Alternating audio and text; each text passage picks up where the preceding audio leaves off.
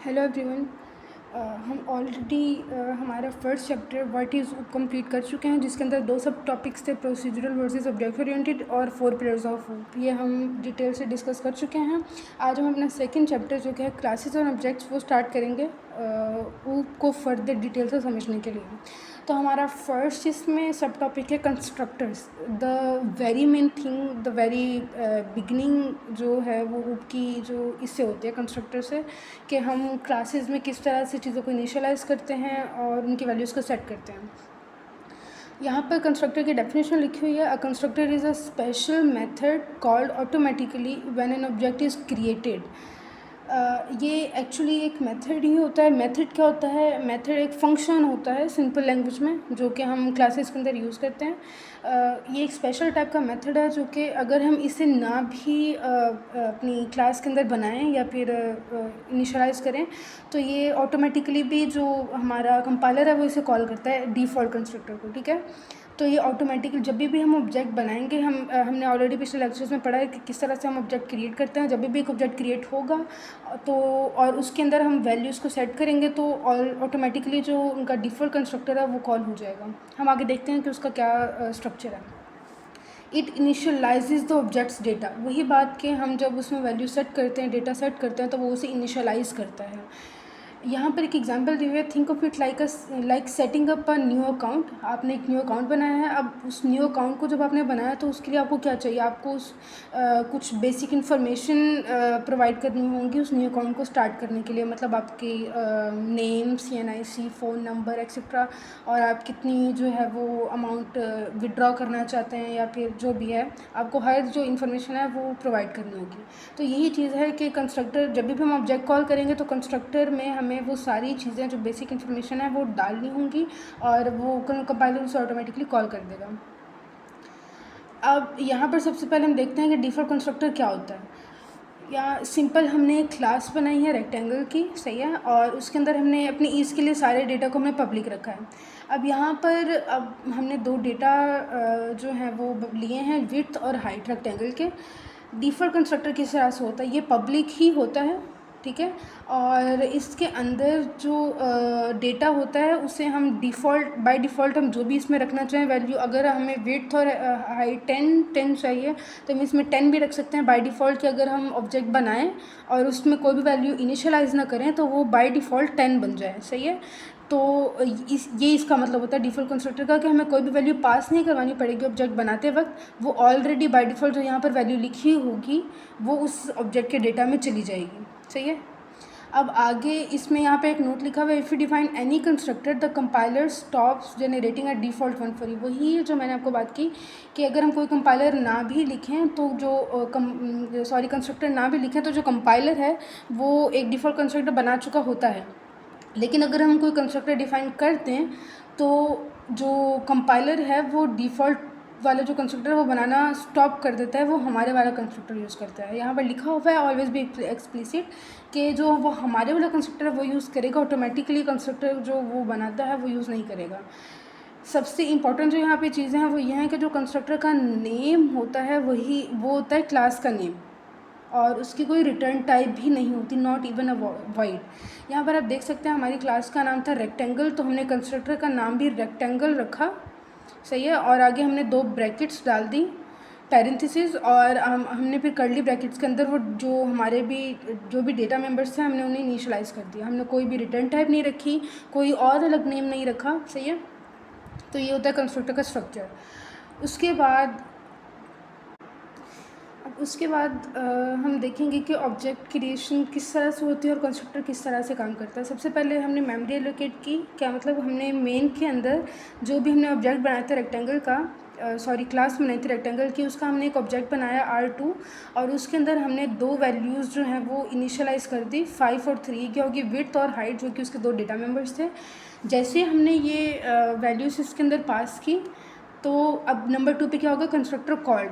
जो यहाँ पर हमने कंस्ट्रक्टर ये है पैरामीटराइज कंस्ट्रक्टर के पैरामीटर जब हम पास करेंगे, अगर तो हम इसके अंदर कोई पैरामीटर पास ना करते, खाली हम यहाँ पे R2 लिखकर आगे सेमीकोलन लगा देते, तो क्या होता, जो हमने बाय डिफ़ॉल्ट यहाँ पर इसकी वैल्यू 0 रखी हुई थी वही R2 के विड्थ और हाइट में स्टोर हो जाएगी।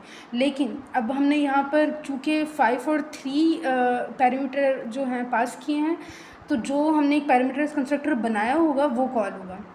अगर हमने पैरामीटराइज कंस्ट्रक्टर नहीं बनाया होगा तो हम कोई पैरामीटर पास नहीं कर सकते। तो हमने यहाँ पे पैरामीटराइज कंस्ट्रक्टर बनाया। उसका स्ट्रक्चर क्या होता है कि हमने वही जो क्लास का नेम है वही कंस्ट्रक्टर का नेम रखा। पैरेंथेसिस के अंदर हमने जो भी पहला वेरिएबल जो हमारा है लाइक विड्थ और हाइट दोनों हमने रखे। आप जिस भी सीक्वेंस में रखना चाहें आपने उसी सीक्वेंस में अपने पैरामीटर्स को इंट मेन के अंदर पास करने होंगे। और फिर हमने क्या किया कि जो एक्चुअल हमारा वेरिएबल था, डेटा मेंबर था क्लास का, उसके अंदर हमने जो यहाँ पे वैल्यू पास होगी W वो यहाँ पर स्टोर कर दी, और उसी के साथ हाइट के अंदर जो H वैल्यू यहाँ पर हम पास करवाएंगे वो यहाँ पे स्टोर कर लेगा। तो दैट इज़ पैरामीटराइज कंस्ट्रक्टर। और इससे फिर क्या होगा कि जो विड्थ है वो 5 स्टोर हो जाएगी। ये देखें ऑब्जेक्ट बन गया।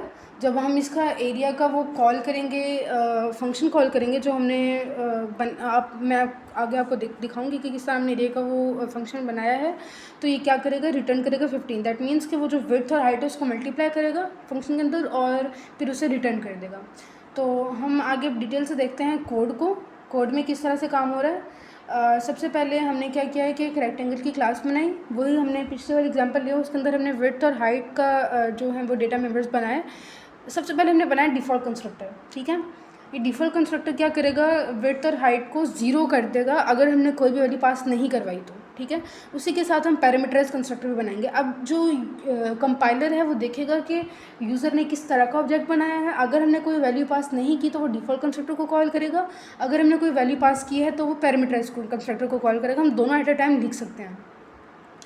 अब यहाँ पर रेक्टेंगल का जो कंस्ट्रक्टर है वो ऑलरेडी हमने देखा कि किस तरह से पैरामीटराइज कंस्ट्रक्टर बनाएंगे। यहाँ पर 2 पैरामीटर्स लिख के W और H, और वो दोनों विड्थ और हाइट में स्टोर करवा देंगे। उसके बाद हमने एरिया का फंक्शन बनाया और इंट रिटर्न टाइप होगी इसकी, जो कि क्या करेगा, एरिया को रिटर्न करेगा विड्थ मल्टीप्लाई बाय हाइट, इसको रिटर्न कर देगा। क्लास यहाँ पर एंड हो गई। उसके बाद हमने मेन फंक्शन में एक रेक्टेंगल का जो है ऑब्जेक्ट बनाया R1, और देखिए इसके अंदर हमने कोई भी वैल्यू पास नहीं करवाई तो ये क्या करेगा, ये डिफ़ॉल्ट कंस्ट्रक्टर को कॉल करेगा। क्योंकि हमने इसके अंदर कोई भी वैल्यू पास नहीं करवाई तो वो जो विड्थ और हाइट है उसे 0 सेट कर देगा, जो कि डिफ़ॉल्ट कंस्ट्रक्टर के अंदर हमने ऑलरेडी लिखी हुई है। अगर हम यहाँ और हमने फिर दोबारा एक और ऑब्जेक्ट बनाया R2, और उसके अंदर हमने वैल्यू पास करवा दी 5 और 3, यानी विड्थ 5 और हाइट 3। तो ये पैरामीटराइज कंस्ट्रक्टर को कॉल करेगा। और हमने अब एरिया को जो है वो प्रिंट करवाना है R2 के। अब हम देखेंगे MCQs कुछ यहाँ पर हैं, quick questions. What is printed by. अब यहाँ पर रेक्टेंगल क्लास का हमने एक ऑब्जेक्ट बनाया R, और इसके अंदर हमने वैल्यूज़ पास करवाई हैं 4 और 5। तो वो जो इसका एरिया अगर हम प्रिंट करवाएं तो वो क्या प्रिंट करेगा। अब यहाँ पर विड्थ 4 है और हाइट 5 है, तो एरिया के अंदर क्या हमने किया था, विड्थ मल्टीप्लाई हाइट, तो वो सिंपल 4 और 5 को मल्टीप्लाई करेगा और आंसर हमें 20 दे देगा। सही है, यहाँ पर उन्होंने लिखा हुआ है कि विड्थ मल्टीप्लाई हाइट को रिटर्न करता है एरिया, तो वो 20 को रिटर्न कर देगा। नेक्स्ट हमारा कोई क्वेश्चन है, for a build bank account constructor challenge, के हमने एक चैलेंज हमें दिया है बैंक अकाउंट कंस्ट्रक्टर बनाने के लिए। तो उसमें कौन से रिक्वायरमेंट जो है हमने कोड को सेटिस्फाई करनी है। बैंक अकाउंट क्लास ये इम्पॉर्टेंट है, लेकिन जो अभी हम इस टॉपिक के अकॉर्डिंग पढ़ रहे हैं वो कौन सी रिक्वायरमेंट है वो हम देखते हैं। प्रोड्यूसेस नो आउटपुट नहीं, इस तरह का कोई ये अननेसेसरी थिंग है। Only work for the first time, no. Parameterized constructor exist, yes, क्योंकि बैंक अकाउंट के जो कंस्ट्रक्टर है उसमें हम बाय डिफ़ॉल्ट कुछ भी नहीं रख सकते। यूज़र हमें इनपुट देगा तो हम उसे उसके अंदर सेट करेंगे, तो उसके अंदर पैरामीटराइज कंस्ट्रक्टर एग्जिस्ट करना चाहिए। उसके बाद हम एक चैलेंज देखते हैं। अब इस चैलेंज में उन्होंने क्या कहा है कि build a bank account constructor, हमने वही एक कंस्ट्रक्टर बनाना है बैंक अकाउंट के लिए। हमने एक बैंक अकाउंट की क्लास बनानी है विद 2 वेरिएबल्स, ओनर और बैलेंस। सही है, ओनर का टाइप स्ट्रिंग और बैलेंस का टाइप डबल। और उसके अंदर हमने एक पैरामीटराइज कंस्ट्रक्टर डालना है जो कि दोनों की वैल्यूज़ को सेट करेगा। Add a method display that prints के जो भी हमारे यूज़र का नेम है और उसका जितना भी बैलेंस है। सही है, और हमने फिर मेन के अंदर एक अकाउंट का जो है एक ऑब्जेक्ट बनाना है और उसके डिस्प्ले के फंक्शन को कॉल करना है। सो सिंपल, हम इसे ट्राई करते हैं। सबसे पहले हम एक क्लास बनाएंगे बैंक अकाउंट के नाम से, सही है। और उसके अंदर हम अभी अपनी इसके लिए सारे डेटा को हम रख लेते हैं पब्लिक। और सबसे पहले हमारा वेरिएबल होगा स्ट्रिंग टाइप का ओनर। उसके बाद हमारा डबल टाइप का वेरिएबल होगा बैलेंस। उसके बाद हमने पैरामीटराइज कंस्ट्रक्टर बनाना है। पैरामीटराइज कंस्ट्रक्टर का स्ट्रक्चर क्या होता है, हमने सिंपल देखा हुआ है कि सबसे पहले हम लिखेंगे जो भी हमारे क्लास का नेम है बैंक अकाउंट, और पैरामीटराइज्ड है इसलिए हम इसके अंदर पैरामीटर भी पास करवाएंगे। पहला जो हमारा वेरिएबल है वो स्ट्रिंग टाइप का है और हम कोई भी नेम रख दें, for example O for the owner. और उसके बाद एक और वेरिएबल हमारे पास डबल, और उसके लिए हम कोई भी नेम रख दें बी फॉर बैलेंस। और यहाँ पर अब हम इनकी वैल्यूज़ को सेट कर देंगे। ओनर के अंदर हम सेट कर देंगे ओ को, और इसी तरह हम जो हमारा बैलेंस वाला वेरिएबल था उसके अंदर हम सेट कर देंगे बी को, सही है। और ये हमारा कंस्ट्रक्टर पैरामीटराइज कंस्ट्रक्टर बन चुका है। उसके बाद हमने एक और फंक्शन बनाना है, मेथड बनाना है डिस्प्ले का, और वो सिंपल प्रिंट करेगा। तो हमने क्या करना है, हमने एक वॉइड का फंक्शन बनाना है और डिस्प्ले का, सही है।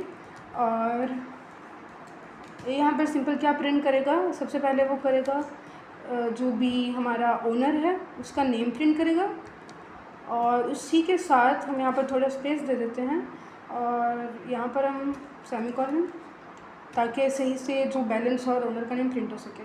और उसी के साथ यहाँ पर हम एक साइन भी दे देते हैं, जो कि क्योंकि हमारी रिक्वायरमेंट है कि वो इस तरह से प्रिंट होना चाहिए, तो हम वही देख के कर लेते हैं सिंपल।